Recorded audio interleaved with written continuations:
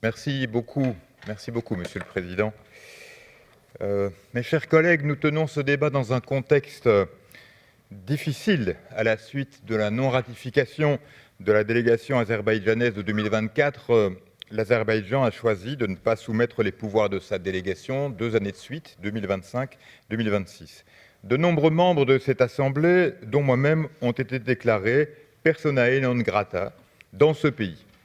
Néanmoins, notre responsabilité, la responsabilité de cette Assemblée, ne disparaît pas lorsque le dialogue devient difficile ou lorsqu'il est rompu de façon totalement délibérée.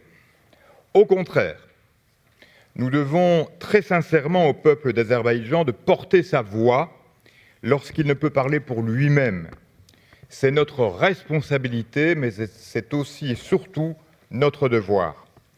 Mon rapport porte un titre d'une justesse douloureuse, « Réduire au silence les voix critiques en Azerbaïdjan ».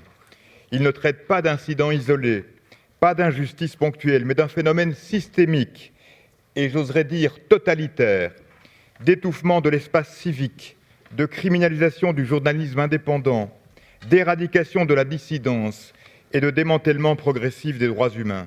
Il met en lumière une crise grave qui s'est enracinée profondément au sein d'un État membre du Conseil de l'Europe, tenu de respecter la Convention européenne des droits de l'homme, et qui pourtant, devant nos yeux, la viole avec détermination, avec cynisme, avec cruauté, sous le regard parfois beaucoup trop complaisant et hypocrite d'une bonne partie de la communauté internationale.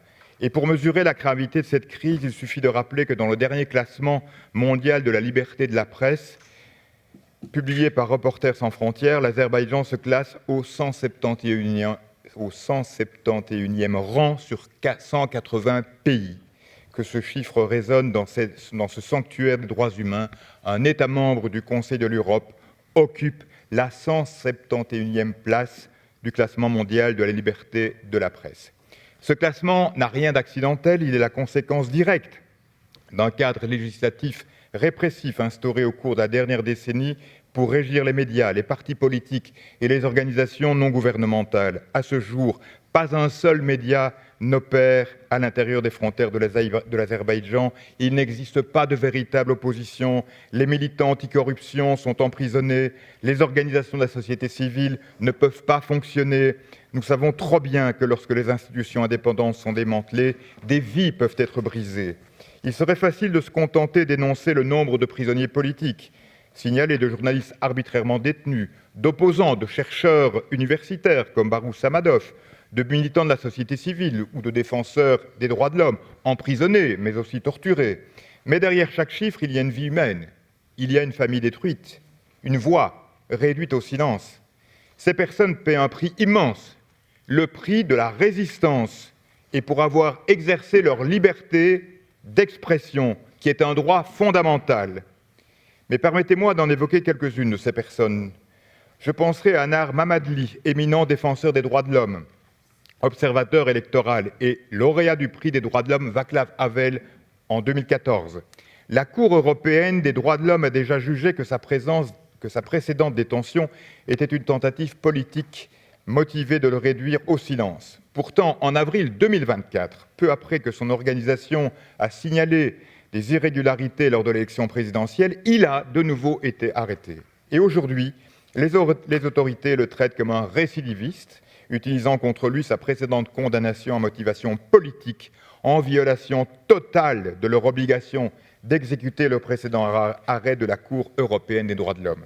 Voyez aussi le sort d'Ulvi Hassanli, rédacteur en chef du média indépendant Abzas Media. Monsieur Hassanli a témoigné devant nous, devant notre commission des questions juridiques et des droits de l'homme, au sujet des dangers auxquels sont confrontés les journalistes dans son pays, pour avoir révélé par un journalisme d'investigation indépendant la corruption au plus haut niveau du gouvernement. Monsieur Ulvi et son équipe ont été arrêtés sur la base d'accusations de contrebande montées de toutes pièces, puis condamnés à de lourdes peines de prison. Monsieur Hassanli a écopé de 9 ans d'emprisonnement. La répression a atteint des profondeurs encore plus sombres, encore plus inacceptables. Elle s'attaque aujourd'hui aux femmes. 9 femmes journalistes actuellement emprisonnées en Azerbaïdjan. Ces femmes auraient été victimes de harcèlement, de contacts physiques non consentis, ainsi que de menaces explicites de viol et de violences sexuelles proférées par des gardiens de prison. Mesdames, Messieurs, mes chers collègues, il ne s'agit plus seulement d'une violation du droit politique, c'est une attaque totalement calculée contre la dignité humaine, utilisée comme une arme pour briser la volonté de femmes journalistes indépendantes qui ont osé dire la vérité. C'est une entreprise terrible de déshumanisation, de destruction. On touche, mes chers collègues, à l'ignoble, à ce que l'être humain peut produire de pire. Face à ces violations graves, le gouvernement de l'Azerbaïdjan a choisi la voie de l'isolement volontaire et de la non-coopération. Il a refusé de soumettre les pouvoirs de sa délégation parlementaire pour 2025 et 2026 et il nous a empêchés d'effectuer des visites d'enquête et a déclaré des membres de cette assemblée personae non grata. Plus préoccupant encore, le président Aliyev a annoncé que l'Azerbaïdjan ne reconnaîtrait plus ni n'exécuterait les arrêts de la Cour européenne des droits de l'homme qui ont pourtant une force obligatoire. Et pourtant, malgré cette hostilité ouverte, malgré les graves violations par l'Azerbaïdjan de ses obligations juridiques, cette Assemblée ne doit pas fermer la porte. Notre objectif n'est pas de rompre durablement notre relation, mais de trouver les moyens de rétablir l'état de droit et le respect des droits humains en Azerbaïdjan, même si ce cheminement est difficile. Et donc, nous allons, à travers ce rapport, également appeler le secrétaire général du Conseil de l'Europe à faire usage de ses pouvoirs au titre de l'article 52 de la Convention européenne des droits de l'homme. En d'autres mots, le secrétaire général doit obtenir, chers collègues, des explications sur la manière dont leur droit interne garantit la mise en œuvre effective de la Convention. J'invite donc l'Assemblée à soutenir ce rapport pour les journalistes qui ont été emprisonnés, les militants qui ont été pris pour cible et les citoyens d'Azerbaïdjan qui méritent encore la pleine protection des droits que notre organisation a été créée pour défendre. Je vous remercie pour votre attention.